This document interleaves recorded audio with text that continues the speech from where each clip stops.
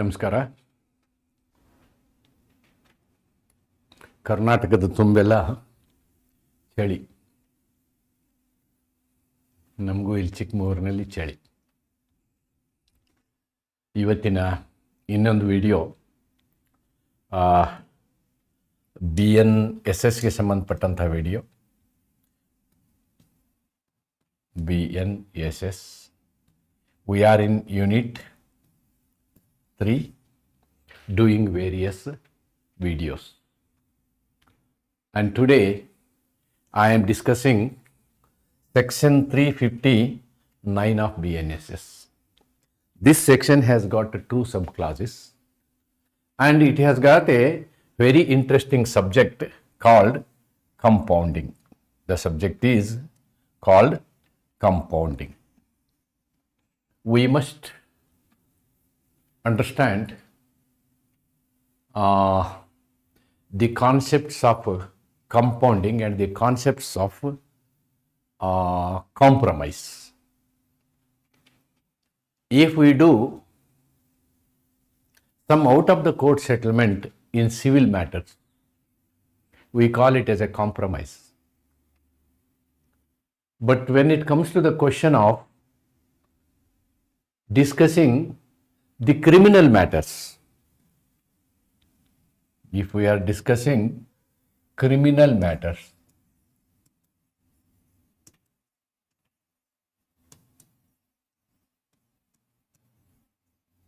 the situation totally differs. The situation totally differs. Before I go to the subject matter of this, here I feel it is necessary that we should understand this concept or revise this concept for a while. See, there is a word called compromise.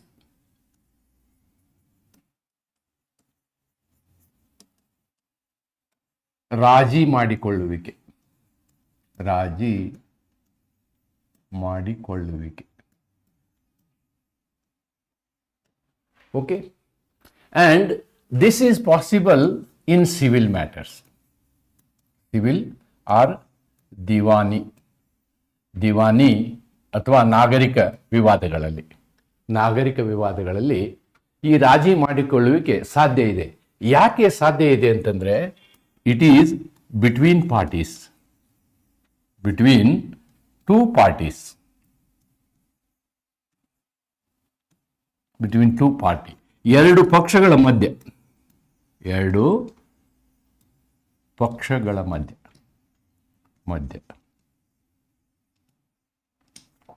ಎರಡು ಪಕ್ಷಗಳ ಮಧ್ಯೆ ಇದು ಇರುವುದರಿಂದ ಕೋರ್ಟ್ಗೆ ಏನು ಕಷ್ಟ, ನೀವು ಒಂದಾಗ್ತೀರಿ ಅಂದ್ರೆ ಆಗಿ ನಿಮ್ಮ ವ್ಯಾಜ್ಯವನ್ನು ಬಗೆಹರಿಸಲಿಕ್ಕೆ ಇರುವಂಥದ್ದು ದಟ್ ಈಸ್ ಕೋರ್ಟ್. ಆದರೆ ಮಧ್ಯದಲ್ಲಿ ನೀವು ರಾಜಿ ಆಗ್ತೀನಿ ಅಂದ್ರೆ ನಂದೇನು ತಕರಾರಿಲ್ಲ ಅಂಥೇಳಿ ಕೋರ್ಟ್ ಹೇಳುತ್ತೆ. Court tells about this in case of civil matters. Supposing if the matter is criminal, if the matter is criminal, when the matter is criminal, see, any mistake that you do, we call it as criminal only when it is against the society. Against the society or state. ನೀವು ಮಾಡುವ ತಪ್ಪು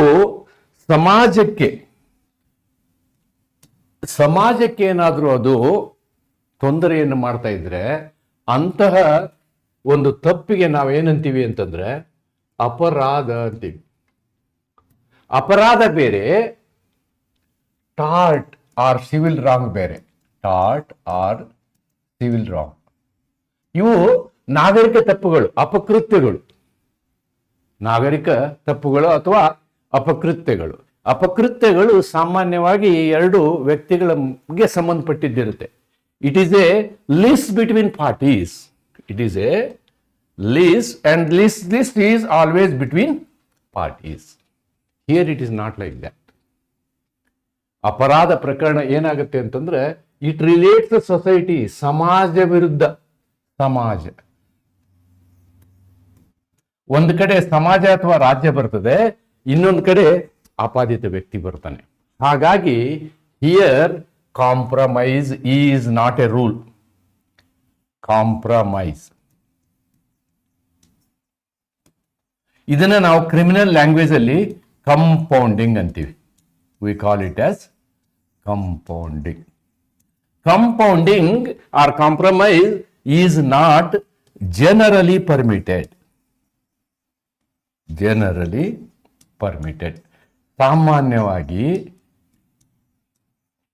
ಅಪರಾಧಿಕ ಪ್ರಕರಣಗಳಲ್ಲಿ ರಾಜಿ ಸಂದರ್ಭಗಳು ತುಂಬಾ ವಿರಳ, ತುಂಬಾ ಕಡಿಮೆ. ಕೇವಲ ಲಿಮಿಟೆಡ್ ಪ್ರಕರಣಗಳಲ್ಲಿ ನಾವೇನ್ ಮಾಡ್ತೀವಿ ಅಂತಂದ್ರೆ ಕಾಂಪ್ರಮೈಸ್ ಮಾಡ್ಕೋತೀವಿ. We do compromise only in very very very limited cases. ಅವುಗಳನ್ನು ನಾನಿವತ್ತು ಈ ವಿಡಿಯೋದಲ್ಲಿ ನಿಮ್ಮೊಂದಿಗೆ ಚರ್ಚೆ ಮಾಡ್ತಾ ಇದ್ದೀನಿ. The meaning and concept, almost I have discussed this. The meaning and concept. Nature of compounding, ಈ ಸಂಧಾನ ಅಥವಾ ರಾಜಿ, ಇದರ ಸ್ವಭಾವ ಎಂಥದ್ದು. ಕ್ಲಾಸಿಫಿಕೇಶನ್ ಆಫ್ ಕಂಪೌಂಡೇಬಲ್ ಅಫೆನ್ಸಸ್, ಎಲ್ಲ ಅಪರಾಧಗಳಲ್ಲಿಯೂ ನಾವು ರಾಜಿ ಮಾಡಿಕೊಳ್ಳಿಕ್ಕೆ ಆಗೋದಿಲ್ಲ. ಆದ್ದರಿಂದ ಕೆಲವೊಂದು ವರ್ಗೀಕರಣ ಮಾಡಿದೀವಿ ನಾವು, ಅವುಗಳಲ್ಲಿ ಮಾತ್ರ ರಾಜಿ ಸಾಧ್ಯ. ಅಂದರೆ ಸಾಮಾನ್ಯವಾಗಿ ಯಾವ ಅಪರಾಧ ಸಮಾಜದ ಮೇಲೆ ಹೆಚ್ಚು ಪರಿಣಾಮ ಬೀರೋದಿಲ್ಲ, ಕೇವಲ ವ್ಯಕ್ತಿಗತವಾಗಿರ್ತದೋ ಅಂತಹದ್ರಲ್ಲಿ ಅದು ಅಪರಾಧಿಕ ಪ್ರಕರಣವಾಗಿದ್ದರೂ ಕೂಡ ರಾಜಿ ಮಾಡುವ ಸಾಧ್ಯತೆ ಇದೆ. ಪರ್ಸನ್ಸ್ ಕಾಂಪಿಟೆಂಟ್ ಟು ಕಂಪೌಂಡ್, ಈ ರಾಜಿ ಅಥವಾ ಸಂಧಾನ ಮಾಡಿಕೊಳ್ಳಿಕ್ಕೆ ಯೋಗ್ಯ ವ್ಯಕ್ತಿಗಳು. ಒಮ್ಮೆ ರಾಜಿ ಮಾಡಿಕೊಂಡ್ರೆ ಅದರ ಪರಿಣಾಮ ಏನು ಮತ್ತು ಯಾವ ಅಪರಾಧಿಕ ಪ್ರಕರಣಗಳಲ್ಲಿ ರಾಜಿ ಸಾಧ್ಯವಿಲ್ಲ. Non compoundable offences. And what is its jurisprudence ನಾನು ನಿಮ್ಗೆ ಡಿಸ್ಕಸ್ ಮಾಡಿದ್ದೀನಿ. Same thing. Compounding versus quashing. There is one more concept. Quashing ನಿಮ್ಮ ಸಿಲೆಬಸ್ ಅಲ್ಲಿ ಇಲ್ಲ, but however I will make a reference to that. ಮತ್ತು ಈ 359 ಇರ್ತಕ್ಕಂಥ ಸೇಫ್ ಗಾರ್ಡ್ಗಳೇನು, all these things we are going to see. That is our objective. That's what I have discussed here. Yes. Concept and meaning. See, here I have written the compounding meaning. Compounding of offense means settlement of a criminal offense. Settlement of a criminal offense. ನೋಡಿ, ಅಪರಾಧಿಕ ಪ್ರಕರಣದಲ್ಲಿ ನಾವೊಂದು settlement ಮಾಡ್ಕೊಳ್ಳೋದು between two persons. Here there is one victim, there is an accused. ಒಬ್ಬ ವ್ಯಕ್ತಿಗೆ ತೊಂದರೆ ಆಗಿರುತ್ತೆ, aggrieved party ಅಥವಾ ಸಂತ್ರಸ್ತ, ಇನ್ನೊಬ್ಬ ಆಪಾದಿತ. ಇವರಿಬ್ಬರ ಮಧ್ಯೆ ಒಂದು ಸೆಟಲ್ಮೆಂಟ್ ಮಾಡುವಂತಹ ವ್ಯವಸ್ಥೆಗೆ ನಾವೇನಂತೀವಿ ಅಂತಂದ್ರೆ ಕಂಪೌಂಡಿಂಗ್ ಅಂತ ಹೇಳ್ತೀವಿ. Compounding resulting and the effect of this is the criminal process comes to a halt. Criminal process proceedings whatever are there, they will be halted, they will be stopped and matter gets settled there. And that is available in BNSS under section 359, which has got two major subclasses. There are other classes, but two major subclasses. 359 corresponds to CRPC 320. Now comparative study mododella, I don't give stress for that. I am only interested in section 359. What are the provisions that are available in 359? Nature of compounding. ಏನು compounding? Compounding is a statutory exception. What I have told in this figure, see here. So generally criminal procedure compromise generally not permitted. I have written it wrongly. Generally not permitted. However, exception is exception is section 359 of BNSS. This is the exception. Generally, compounding is not permitted in criminal jurisprudence, but one exception that is available is section 359. Okay, so now we will see that section 359. What section 359? Compounding is a statutory exception provided in to the general rule that crimes of or offenses against the state or against the society, against the ಸಾಮಾನ್ಯವಾಗಿ ಅಪರಾಧಗಳು ರಾಜ್ಯದ ವಿರುದ್ಧ ಇರುವುದರಿಂದ ರಾಜ್ಯ compromise ಮಾಡಿಕೊಳ್ಳಲ್ಲ. It is not going for compromise. Therefore, one exception that is available is in section. That is why we call it as statutory, ಕಾನೂನಾತ್ಮಕ ಅಪವಾದ. Okay, it recognizes that certain offenses, ಕೆಲವೊಂದು ಅಪರಾಧಗಳು ಅವು ಕೇವಲ ಪರ್ಸನಲ್ ಆಗಿರ್ತವೆ. For example, A defamation case, ಮಾನಹಾನಿ ಕಟ್ಲೆ, ಮಾನಹಾನಿ ಅದು criminal civil ಎರಡು ಇರ್ತದೆ. ಕ್ರಿಮಿನಲ್ ಇದ್ದಾಗಲೂ ಕೂಡ ಕಾಂಪೌಂಡಿಂಗ್ ಸಾಧ್ಯತೆ ಇದೆ. Where social interest is minimal, ಸಾಮಾಜಿಕ ಅದರಲ್ಲಿ ಸಮಾಜದ ಮಹತ್ವ ತುಂಬಾ ಕಡಿಮೆ ಇರ್ತದೆ, ಸಮಾಜದ ಹಿತಾಸಕ್ತಿ ಅದರಲ್ಲಿ ಕಡಿಮೆ ಇರ್ತದೆ. ಅಂತಹ ಅಪರಾಧಗಳಿಗೆ ನಮ್ಮ BNSS ಏನ್ ಮಾಡ್ತದೆ? ಕಾಂಪೌಂಡ್ ಮಾಡಿಕೊಳ್ಳಿಕ್ಕೆ, ರಾಜಿ ಮಾಡಿಕೊಳ್ಳಿಕ್ಕೆ, ಸಂಧಾನ ಮಾಡಿಕೊಳ್ಳಿಕ್ಕೆ ಅವಕಾಶ ಮಾಡಿ ಕೊಡ್ತದೆ ಅನ್ನೋದನ್ನ ನಾವಿಲ್ಲಿ ಗಮನಿಸಬೇಕು. Classification of compoundable offences. Before this, I want to show you actually what is written there. That is very, very important. Just for your information, I am trying to go for the law.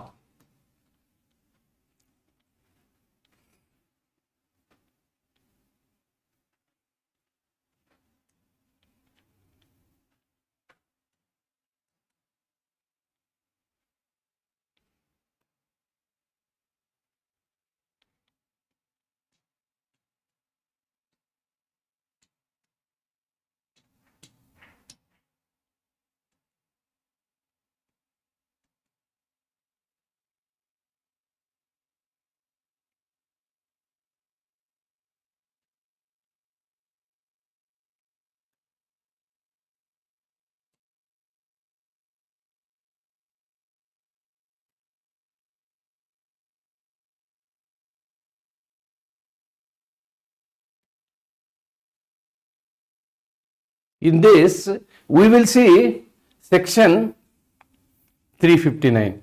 We will see this section 359 in this. Then you will appreciate our point. 359.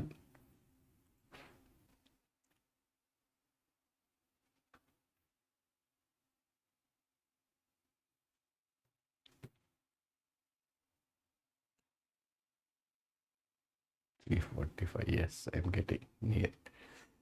356.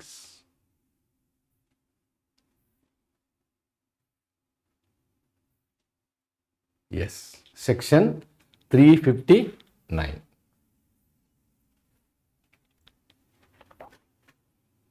Let me make it little bigger. I think it is going beyond. Yes.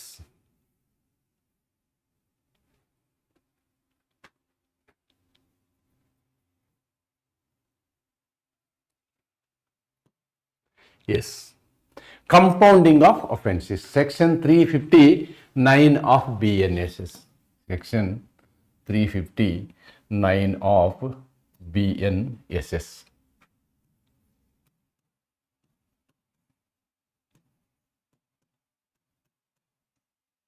SS. The offense is punishable under the section of Bharatiya Nyaya Sanhita. Bharatiya Nyaya Sanhita specified in the first two columns. In the first two columns of the table, next following may be compounded by persons mentioned in the third column of that table.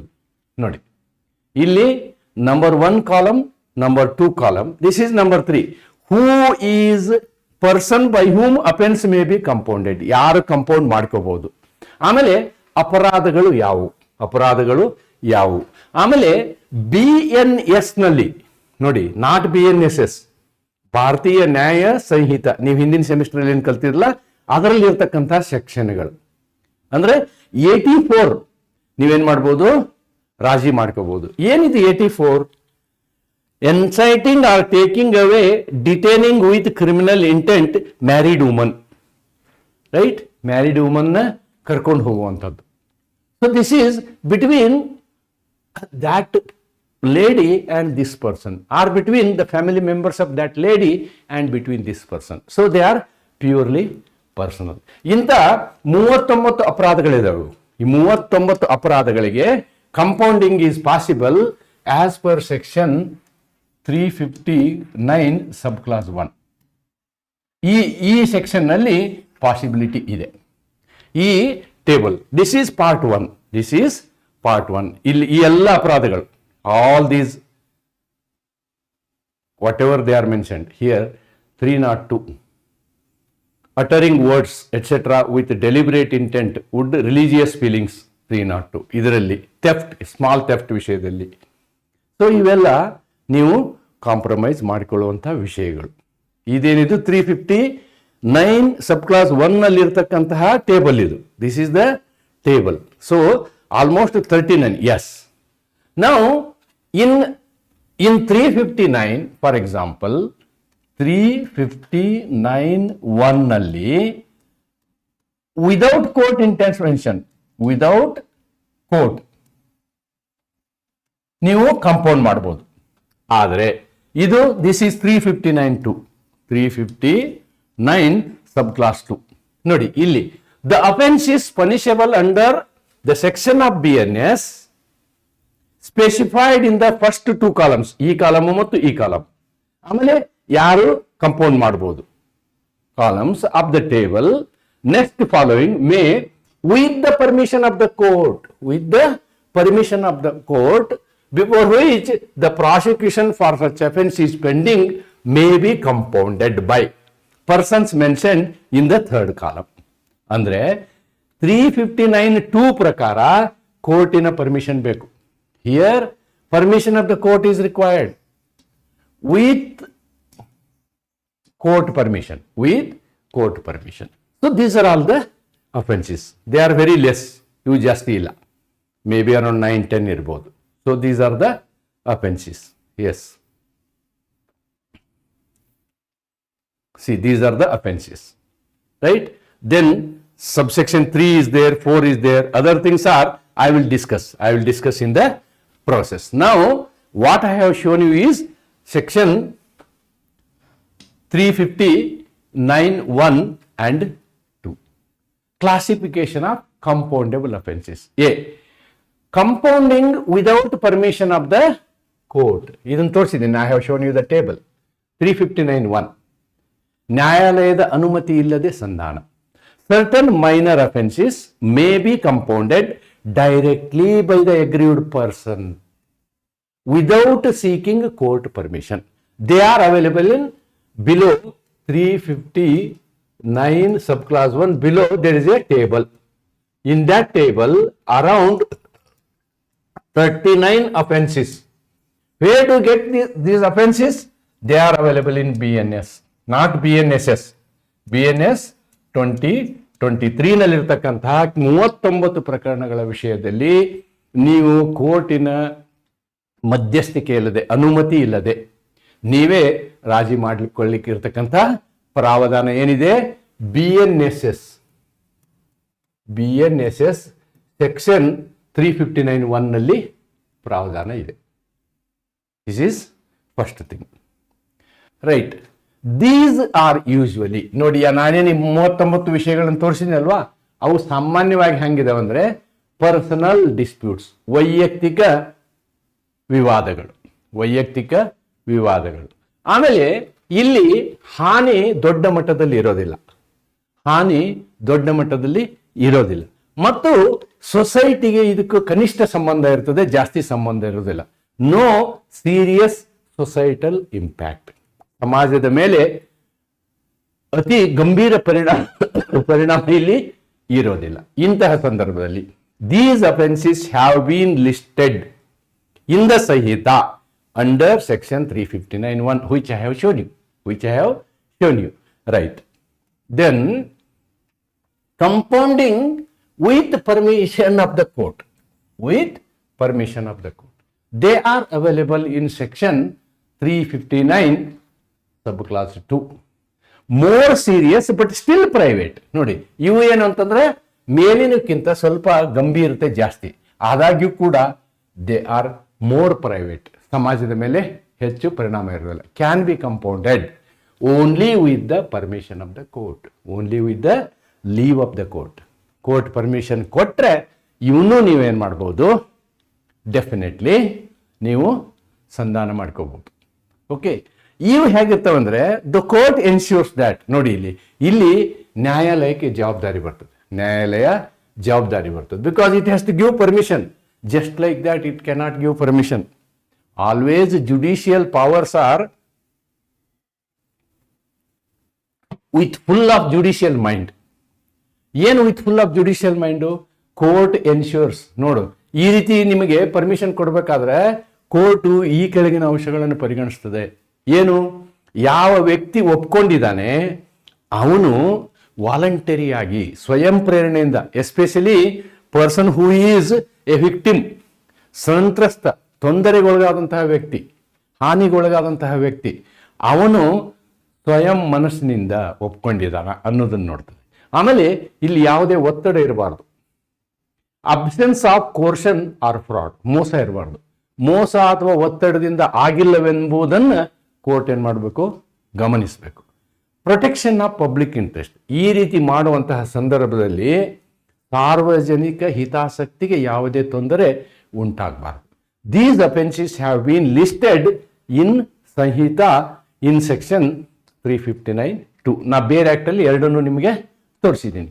ಈ ಸಂದರ್ಭದಲ್ಲಿ court ಈ ರೀತಿ ನೋಡಿಬಿಟ್ಟು permission ಕೊಡ್ತದೆ.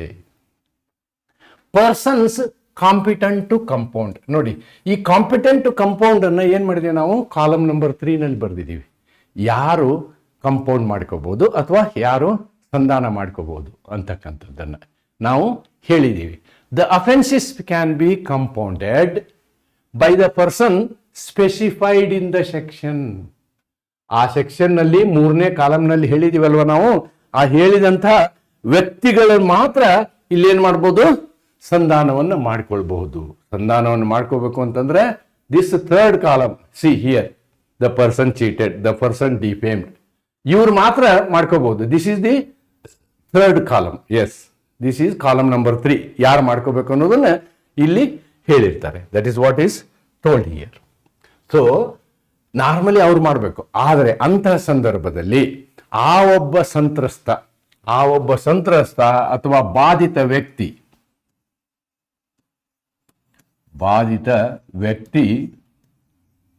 ಅವನು minor ಆಗಿದ್ರೆ, ಅಪ್ರಾಪ್ತ ವಯಸ್ಕನಾಗಿದ್ರೆ, ಅಥವಾ ಅವನು ಮನಸ್ಥಿತಿ ಸರಿ ಇಲ್ಲದವನಾಗಿದ್ರೆ, ಅನ್ಸೌಂಡ್ ಮೈಂಡ್ ಇದ್ರೆ, ಅಥವಾ ಅಂತ ವ್ಯಕ್ತಿ ಮರಣ ಹೊಂದಿದ್ರೆ ಆವಾಗ ಏನು ಮಾಡುವಂತಹ ಪ್ರಶ್ನೆ ಬರ್ತದೆ. ಅಂತಹ ಸಂದರ್ಭದಲ್ಲಿ the legal representative LR will take care of. Legal representative, the lawful legal representative or lawful representative may compound again with the permission. ಅದು 1ನಲ್ಲಿರ್ಬೋದು, 2ನಲ್ಲಿರ್ಬೋದು. ಈ ರೀತಿ ಇದ್ರೆ court permission is a must. Court permission is a, ನ್ಯಾಯಾಲಯದ ಅನುಮತಿ ಕಡ್ಡಾಯವಾಗಿರ್ತದೆ ಅಂತಕ್ಕಂಥದ್ದನ್ನು ಈ ಸಂದರ್ಭದಲ್ಲಿ ನಾವು ಕಾಣ್ತೇವೆ. Yes, effect of compounding. ನೋಡಿ, ಆ ಮುಂದಿನ 3, 4, 5 ಏನು ಸಬ್ ಕ್ಲಾಸ್ ಇದಾವಲ್ಲ, ಅವು ಈ ಎಲ್ಲ ವಿಷಯಗಳನ್ನು ಹೇಳ್ತವೆ. ಒಮ್ಮೆ ಕಂಪೌಂಡಿಂಗ್ ಆದರೆ ಅದರ ಪರಿಣಾಮ ಏನಾಗುತ್ತೆ, ಒಮ್ಮೆ ಸಂಧಾನ ಆದರೆ ಪರಿಣಾಮ ಏನಾಗುತ್ತೆ ಅಂತಂದ್ರೆ ದ ಅಕ್ಯೂಸ್ಡ್ ಈಸ್ ಅಕ್ವಿಟೆಡ್. ಆಪಾದಿತ ಅವನೇನಾಗ್ತಾನೆ, ಖುಲಾಸೆಗೊಳ್ತಾನೆ.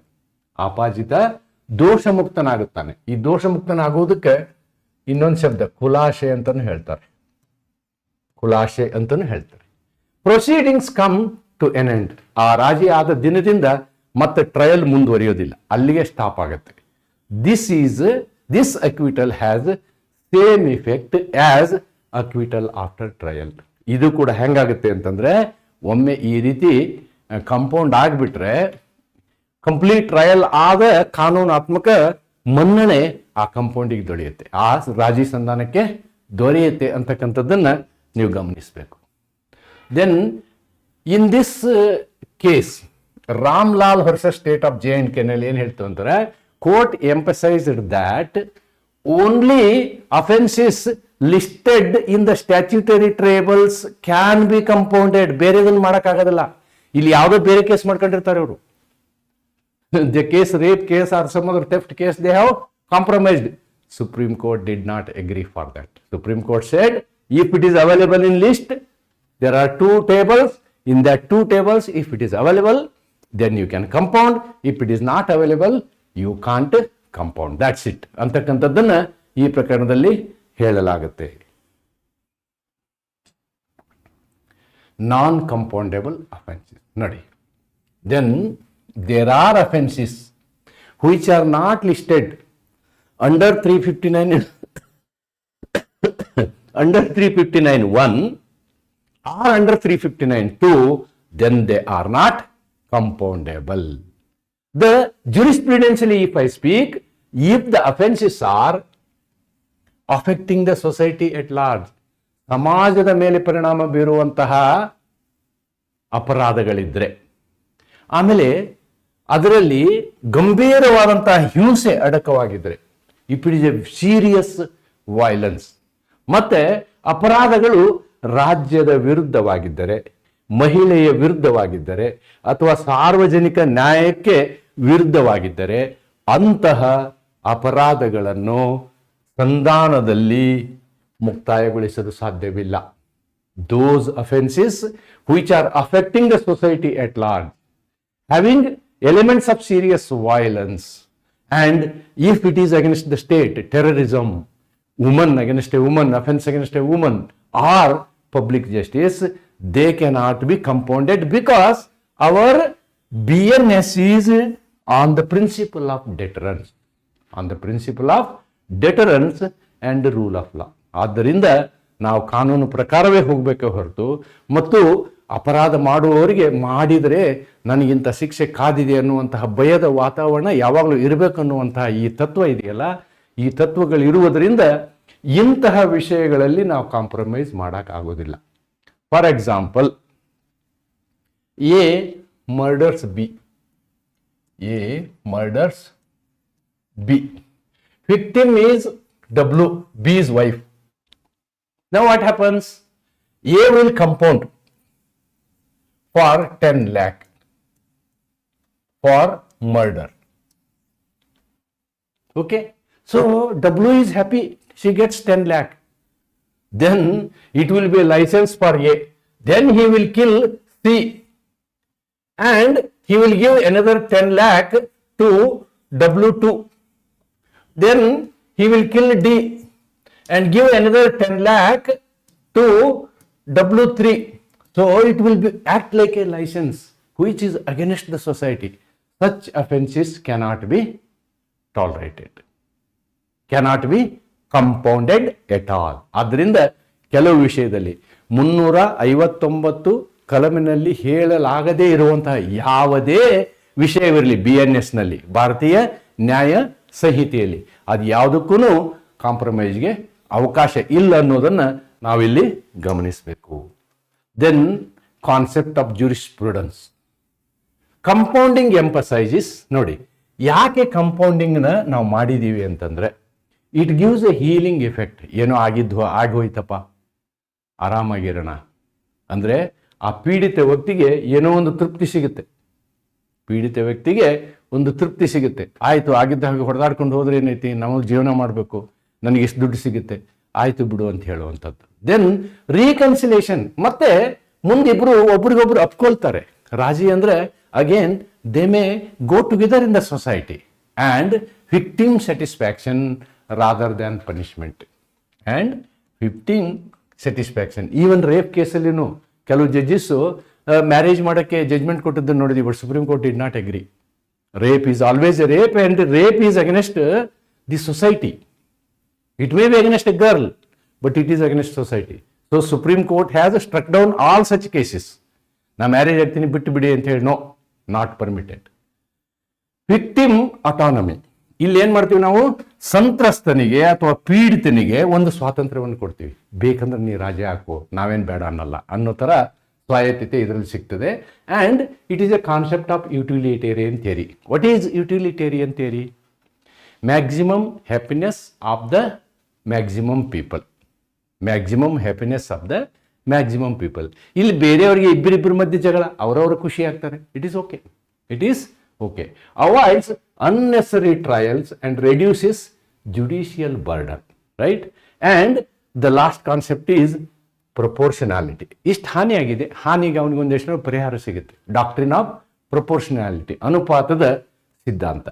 ಇವುಗಳ ಆಧಾರದಲ್ಲಿ 359 ನಾವು ಮಾಡಿದ್ದೀವಿ. 359 ನಾವು ಮಾಡಿದ್ದೀವಿ. That is what we have done. Just wait.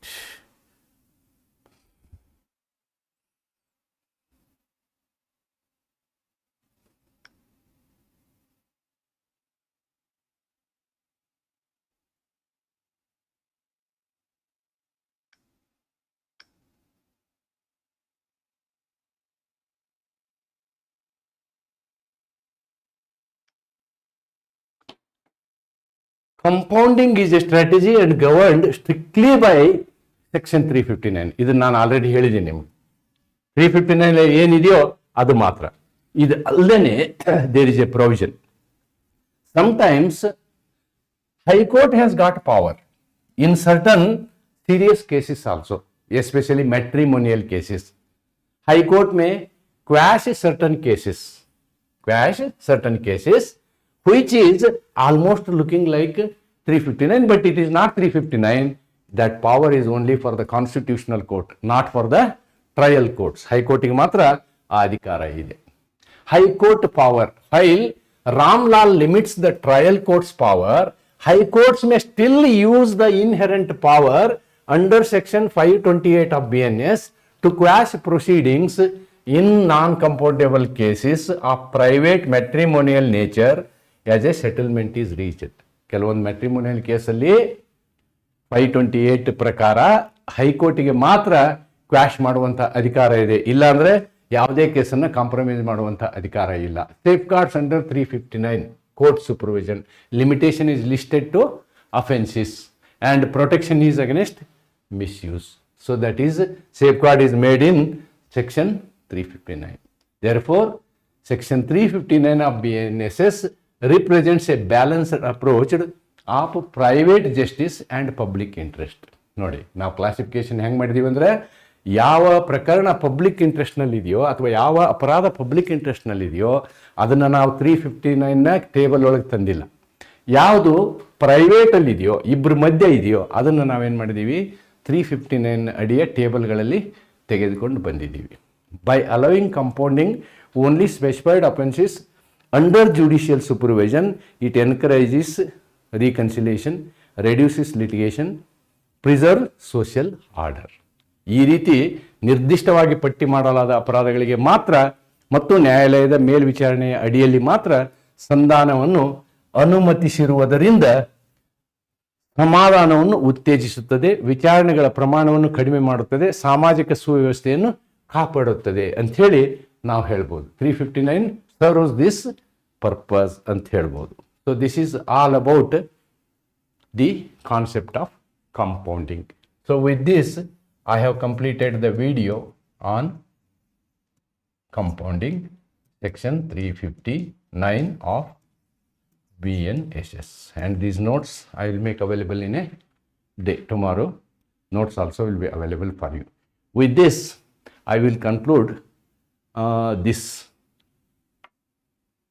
video. Thank you.